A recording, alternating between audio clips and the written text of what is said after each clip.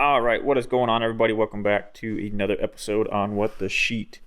And in the last episode, you saw me put together this little shelf and these two drawers here on my second workbench here.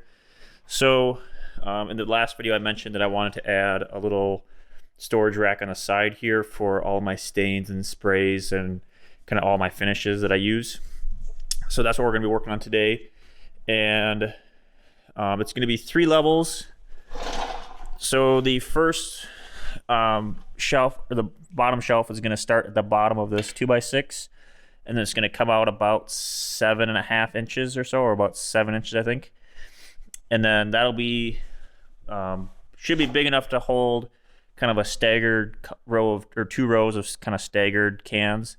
And then we'll have another row or another shelf here that's cut back 1 inch. And then the last shelf will be here that's cut back another inch. So this top shelf will end up being, I think it's about 5 inches total width from the top of this coming out. And then that'll be open all the way up here, so that'll hold the taller spray cans and some of my taller finishes and stuff like that. And then I'm gonna have a tapered kind of edge board here that'll come down, and it'll start, the top will be here, go all the way down to the bottom. And then, like I said, it'll taper a little bit so that you can kind of see from the side what's in there. It won't be a big, rectangle sitting up here. And that'll connect on there. And here's kind of a general layout. You might not be able to see it all too well, but I'm gonna rip this 1/2 inch sheet of plywood down to, I think it's 8.5 inches wide. And then my bottom shelf will be here, second shelf, third shelf, and then the top is right here, and then I'll just cut it here.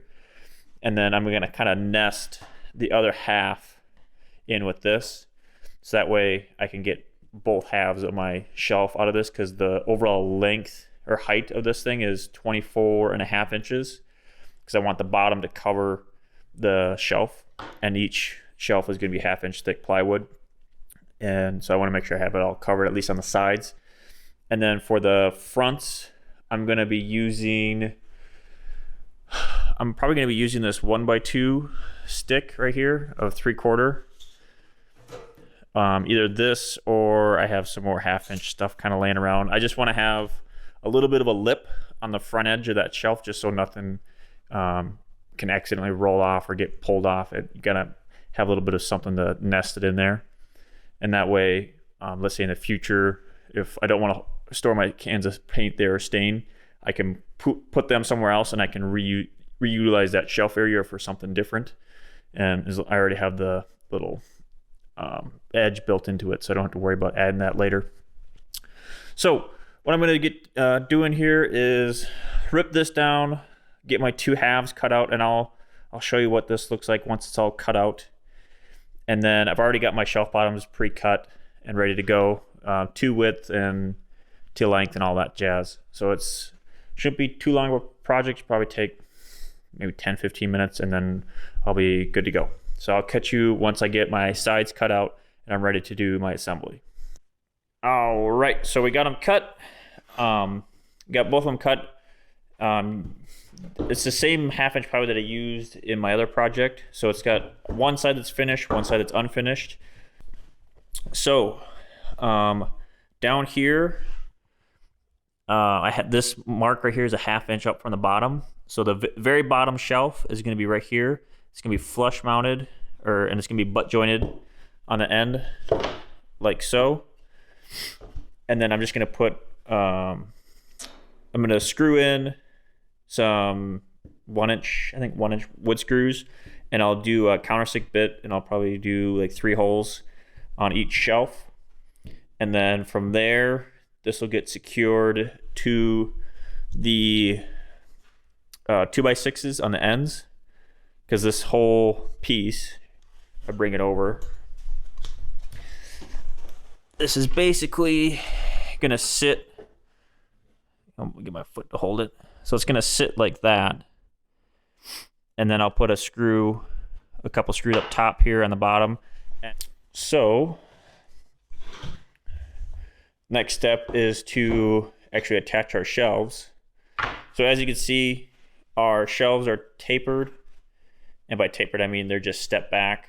So the very bottom shelf is a lot longer than the other two, just because it's got to sit underneath that 1.5 inch thick 2x6, because it's got to be the whole width here, and then everyone after that will just taper back.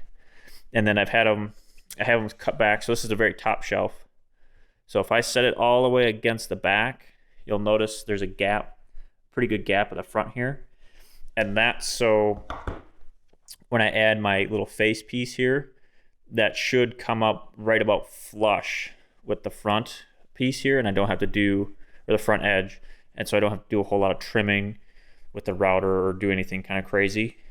And otherwise I'd have to try and do some weird math to kind of get either like the angle right for this, or in like this case up here, I'd have to put my front board on and then like cut it back at a weird angle, and it's just easier to cut the shelves a little short, add that little stopper piece to keep things from rolling off, and then move on. So I'm gonna do the same technique I did in my last video with the drawers, where I'll pin nail my shelves on as a temporary hold, and then I'll come back through with my countersink bit, drill my holes, put my screws in, and this whole thing will be locked together tight, and then it's just a matter of throwing it up there and adding the little trim pieces on the front to hold everything together. So I'll get the shelves and everything assembled, and we'll throw it up there, and then I'll add that front trim board afterwards. So I'll be right back. All right, so we got it all done. I got it all trimmed up with some 1x2s on the front here, and I was actually able to move my bench. It wasn't as heavy as I thought it was, or maybe I've just been working out extra hard, I guess. So what I did is I put some, I think 1 5/8" wood screws in the sides here. I put 2 in the top and the bottom on each side. And this is kind of the general look of it. So like I said, the top area is going to be for my taller cans of spray paint and stains that don't quite fit on the lower shelves. Like this probably would fit if I were to kind of angle it in there, but it'll just be easier to keep it up here. And for whatever reason, I got 2 different cans of that stuff. We'll put some spray foam down there.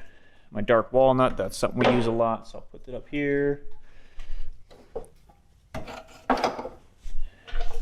Looks like I'll be able to get most of my stuff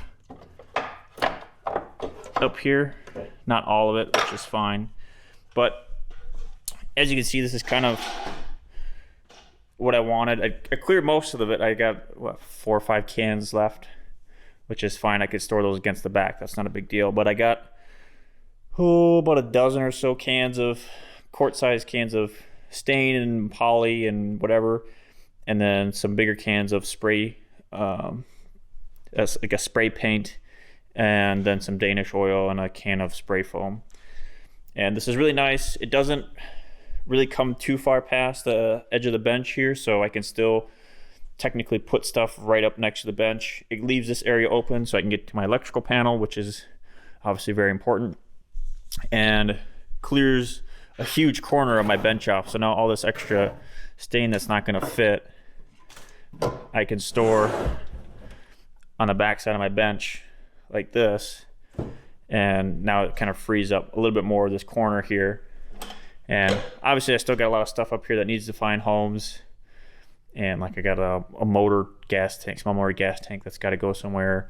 I got all kinds of stuff that still needs homes, but we're slowly working towards getting homes for all my tools. So they're either hung up on my big tool wall, hanging out here on my charging station, which I have a video for, or in the future when I get the work table for that big table saw, a lot of the other smaller stuff will hang out there, and then this will actually be clean and neat and organized.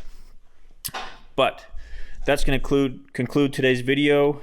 If you have any questions about how I did something you want me to go over, how I do my screwing or nailing techniques or anything like that, if you have any ideas for where I can put some organization spots in my garage, just let me know down in the comments, and I will catch you guys in the next video. Peace out.